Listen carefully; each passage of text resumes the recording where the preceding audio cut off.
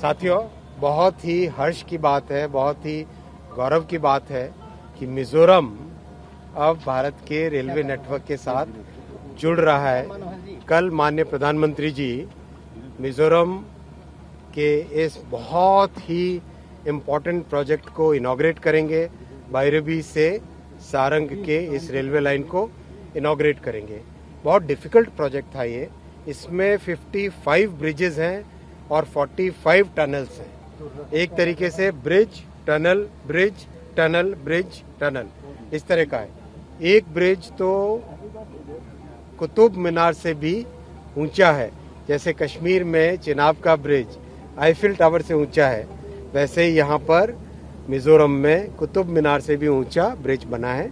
बहुत significant change आएगा मिजोरम की जीवन में। परसों से यहाँ पर एक मालगाड़ी भी चालू करेंगे, कल चालू करेंगे राजधानी एक्सप्रेस, गुवाहाटी के लिए डेली एक्सप्रेस, एक मिजोरम एक्सप्रेस है उसका नाम, कोलकाता के लिए ट्राई वीकली एक्सप्रेस चालू करेंगे, जिससे कि लोगों को आने जाने का एक बहुत ही महत्वपूर्ण साधन मिलेगा। और परसों से जैसे सीमेंट हुआ, फ्रूट्स हुआ, स्टील हुआ, ये सब यहाँ पे लाने के लिए मालगाड़ी का भी प्रचलन यहाँ से चालू करेंगे। सर, म्यांमार बॉर्डर तक भी ले जाने की योजना है इस ट्रैक को आगे चल के? रेलवे का जिस तरह से डेवलपमेंट हो रहा है, आप देख रहे हो कि नए नए प्रोजेक्ट्स आ रहे हैं। माननीय प्रधानमंत्री जी का बहुत बड़ा विजन है रेलवे के लिए, तो कई नए प्रोजेक्ट्स और आएंगे। सर, 7 सिस्टर स्टेट्स जो हैं उनको अब रेलवे लाइन से कनेक्ट करने के लिए क्या आने वाले समय में कुछ और नई घोषणाएं की जाएंगी? कुछ नए देखो, के लिए 2014 से पहले पूरे नॉर्थ ईस्ट के लिए मात्र 2000 करोड़ रुपए साल के मिलते थे। आपने प्रोजेक्ट की कॉम्प्लेक्सिटी देखी, कितना डिफिकल्ट प्रोजेक्ट है। मोदी जी ने आके उसको 5 गुना किया, 10,000 करोड़ रुपए देते हैं, जिससे कि बजट में, जिससे कि नॉर्थ ईस्ट में प्रोजेक्ट्स एक के बाद एक कंप्लीट हो। चाहे हर प्रोजेक्ट में बहुत अच्छी प्रोग्रेस है और उसका लाभ मिल रहा है।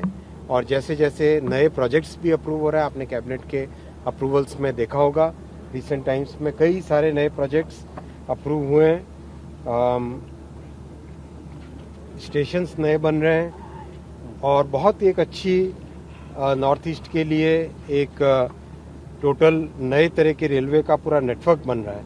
अभी जो प्रोजेक्ट्स फुल्ली कमीशन हुए हैं 2014 के बाद में, बोगीबील ब्रिज कमीशन हुआ, अगरतला सबरूम नई लाइन कमीशन हुई, अगरतला अखौरा नई लाइन कंप्लीट हुई, Rangiya Murkongselek along gauge conversion complete हुआ, Kumarghat Agartala gauge conversion complete हुआ, Katakhal Bairabi gauge conversion complete हुआ, लमडिंग सिलचर बदरपुर कुमारघाट कंप्लीट हुआ, लमडिंग टू होजाई कंप्लीट हुआ, दिगरू टू होजाई कंप्लीट हुआ, न्यू बोंगाईगांव से अक्तौरी कंप्लीट हुआ, बायरेबी से सारंग नई लाइन कंप्लीट हुई, जिसका इनॉग्रेशन कल माननीय प्रधानमंत्री जी करेंगे। और बहुत सारे प्रोजेक्ट चल रहे हैं और भी कई नए सर्वेज का भी इसमें काम चल रहा है। इसमें सर अभी लोकल अभी रिसेंटली जो अप्रूव हुए हैं वो भी इसमें। सर, कल इनॉग्रल रन होगा, पैसेंजर ट्रेन कब से, पैसेंजर के लिए कब से चलनी शुरू हो जाएगी? बहुत जल्दी।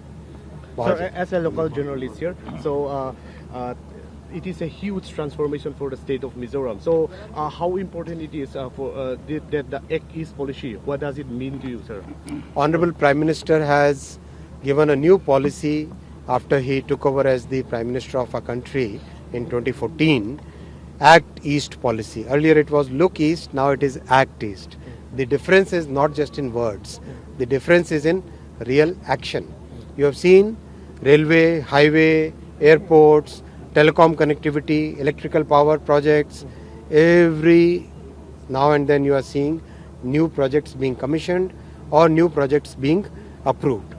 That is the commitment our Prime Minister has for the northeastern region, for all the states in northeast.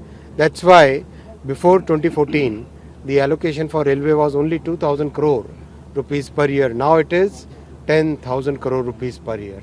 That's a huge jump, and that jump is basically helping connect every state with new projects. Tomorrow Mizoram will get a world-class connectivity, a very important connectivity. Tomorrow Bairabi Sarang project will be inaugurated by Honorable Prime Minister. We'll start with 3 very important trains. One is a Mizoram Express to Guwahati, which is a daily express. Second is a Kolkata Aizawl connectivity, which is tri-weekly train. Third is a Rajdhani Express to New Delhi. So it's very, very important. I also want to emphasize that we want to make a fundamental difference in people's lives, so it will become very easy to transport goods. From day after tomorrow, we'll start the goods transportation also by rail. So that means cement can come to Mizoram at a very lower cost, steel can come to Mizoram at a low cost, all the household goods can come to Mizoram at low cost. Honorable Prime Minister has already given us the gift of GST reduction, and with this the people of Mizoram will become very happy with so many goods becoming significantly cheaper because of the railway transportation at a lower cost.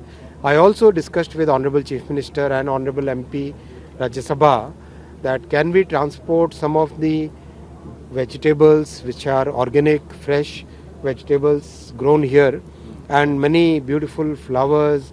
There are many exotic fruits like dragon fruit. Can we transport these to rest of the country using railway? And General Manager will be working along with IRCTC and Concor to create a mechanism so that a storage and a transportation system can be created. Like what we have done in case of Kashmir. Because of the Chenab Bridge and because of the Jammu-Srinagar line, today it is possible to transport apples. We have started transporting apples from Srinagar to Delhi. Similar service can be provided to Mizoram also. Sir, more than 7 years after independence, Mizoram is going to get first railway line from tomorrow, sir. What is your feeling and what is your message to the people of Mizoram? Chibai Mizoram. Sir, one question. Sir rest of the north east के जो states हैं, To all the way to Myanmar border. What is the plan regarding its extension? See, it's a concept which has been discussed at multiple levels, and it is still in a conceptual stage, but it's a vision that we want to take. For example, in case of Manipur, we want to take the line all the way to Moreh. In case of Mizoram, again we would like the line to be extended further down south, and in case of Sikkim, we would like to take the Sivok-Rangpo line all the way to Gangtok. So that's a phenomenon, that's a work that we are doing for practically every state, and it's very important that the far-flung areas get connected by railway, because railway is a very reliable and a very affordable means of connecting. Sir north east के जो बचे हुए राज्य हैं जहां track पहुंचना है, उसके लिए क्या कोई डेडलाइन रखा है कि कब? बहुत तेजी से काम चल रहा है सब जगह. मैं रेलवे के सभी इंजीनियर साथियों को भी धन्यवाद देना चाहूँगा. जनरल मैनेजर साहब कहाँ हैं? आप जीएम साहब दूसरे वाले हमारे GM और चौधरी साहब, you have done a fantastic work. बहुत अच्छा काम आपने किया है. जिस तरह से चेयरमैन साहब लगातार फॉलोअप कर रहे हैं, दोनों के दोनों जनरल मैनेजर्स जिस एकदम प्रोएक्टिवली फॉलोअप कर रहे हैं, सब जगह प्रोग्रेस बहुत अच्छी है. Thank you sir. इस वक्त मैं आइजोल में खड़ा हूं. आइजोल के पास सायरांग करके एक रेलवे स्टेशन है जो कि मिजोरम की राजधानी से महज 15 किलोमीटर दूर है. तो एक तरीके से आइजोल में नेटवर्क रेलवे का आ गया. लेकिन अब बड़ा सवाल है कि इसके बाद क्या? TV9 भारतवर्ष को मिली जानकारी के मुताबिक आइजोल के बाद अब जो रेलवे है वो की योजना है. अब इस योजना में तकरीबन 16 स्टेशन आएंगे जो यहां से चलकर, मतलब सायरांग से चलकर हिबुट करके एक जगह है म्यांमार बॉर्डर तक, वहां तक पहुंचेगी. कोशिश ये है कि जो पूरा का पूरा प्रोजेक्ट है, जो इसको लेकर जितने भी वहां पे पोर्ट बन रहे हैं, कादान प्रोजेक्ट जो है, उस प्रोजेक्ट तक बाकायदा ट्रेन को पहुंचाया जाए, जिससे कि आने वाले समय में पोर्ट से कनेक्टिविटी ज़्यादा बढ़िया हो जाए. भारत बर्मा को जोड़ने वाली जो कादान प्रोजेक्ट है, उस प्रोजेक्ट को लेकर बहुत तेजी से काम चल रहा है. और जिस ट्रैक पे हम खड़े हैं, यहाँ से 223 किलोमीटर अगर आप आगे जाएंगे तो आने वाले 223 किलोमीटर दूर जो प्रोजेक्ट है, उस प्रोजेक्ट में जो चीज़ें सामने आएंगी वो चीज़ें कुछ और नहीं बल्कि वो प्रोजेक्ट है जिसको कि हम कलादान पोर्ट प्रोजेक्ट कहते हैं. और कलादान पोर्ट तक अगर ये ट्रैक पहुंच जाती है तो कई सारे सामानों को लाने ले जाने में बहुत सहूलियत होगी और कॉस्ट बहुत कम होगा. इन सब से इतर सामरिक दृष्टिकोण से भी ये प्रोजेक्ट बहुत ही महत्वपूर्ण है, क्योंकि म्यांमार बॉर्डर तक हमारी सामरिक जो भी एक्टिविटीज़ है उसको ट्रेन के माध्यम से ले जाया जा सकेगा. तो निश्चित रूप से आने वाले समय में दावा ये किया जा रहा है कि अगर 223 किलोमीटर की दूरी है तो महज 3 घंटे में आइजोल से म्यांमार बॉर्डर तक पहुंचा जा सकता है। दरअसल अगर हम म्यांमार बॉर्डर की बात करें तो 223 किलोमीटर जाने में लगभग 7 से 8 घंटे कम से कम लगते हैं, वो भी तब जब मौसम मेहरबान हो।